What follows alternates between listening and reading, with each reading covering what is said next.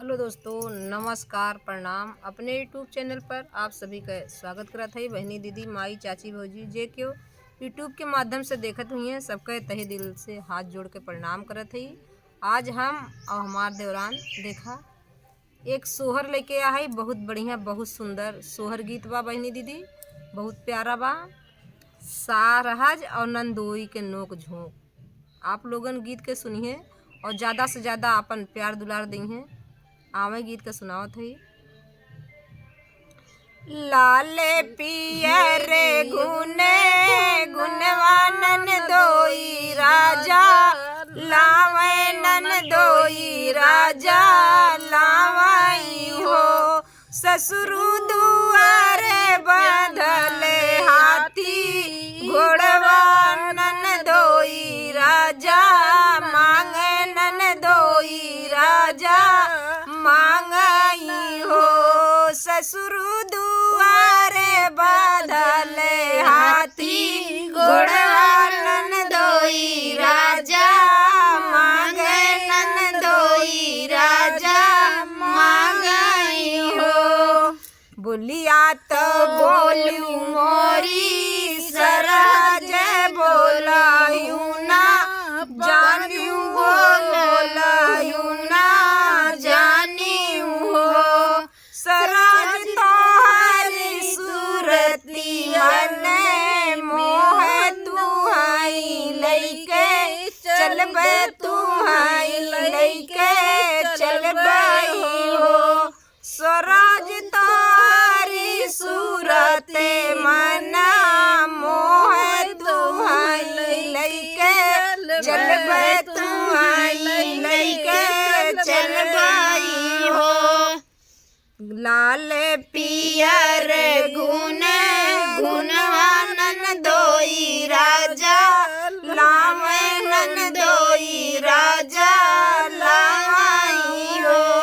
जेठऊ दुआरे बंधले हाथी, घोड़वानन दोई राजा मांगनन दोई राजा मांगई हो। जेठऊ दुआरे बंधले हाथी, घोड़वानन दोई राजा मांगनन दोई राजा मांगई हो। बोलिया तो बोलू तोरी सरहज बोलाहू ना जानू हो बोलाहू ना जानियू हो। सरहज तोर दूनो नैना का डारी तुहाई मोरी रहबे तुहाई लइके रहबे हो। सरहज तोर दोनो नैना का डारी तो पतली का मरिया तो पतली का मरियाई हो। सरहज तू ही मोरे मनवा में भायू तुहाई लइके चलबे तुहाई लइके चलबे हो। लाल पियर गुन गुनवानन दोई राजा, लावनन दोई राजा लावाई हो। देवरु दुआरे बंधले हाथी, घोड़वानन दोई राजा मांगनन दोई राजा मांगई हो। देवरु दुआरे बंधले हाथी, घोड़वानन दोई राजा मांगनन दोई राजा मांगई हो।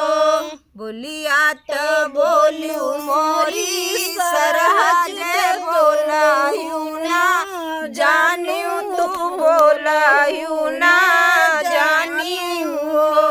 सरहज तोहरी सूरत मन मोह तुहाई लइके चलबे तुहाई लइके चलबे हो। सरहज तोहरी सूरत मन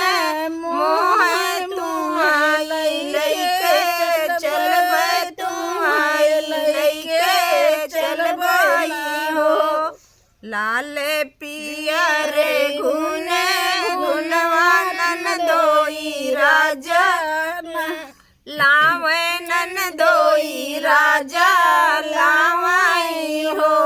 राजा सोनावा जे भर लेती जुरिया ननदोई राजा मांगे ननदोई राजा मांगाई हो। पियवा सोनावा से भर लेती जुरिया ननदोई राजा मांगे ननदोई राजा मांगाई हो। अगिया लगाई लेती जुरिया बाजार पर सोनवा बाजार पर सोनवाई हो।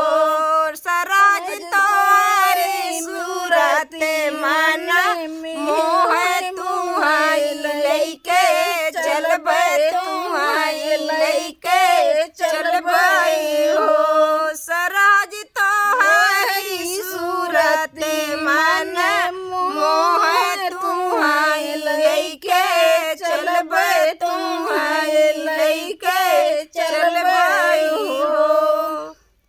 दोस्तों गीत कैसन लाल आप लोगन कमेंट में बताइए और ज़्यादा से ज़्यादा अपन प्यार दुलार दिए। मिलत है आगे वीडियो में, तब तक के लिए नमस्कार प्रणाम।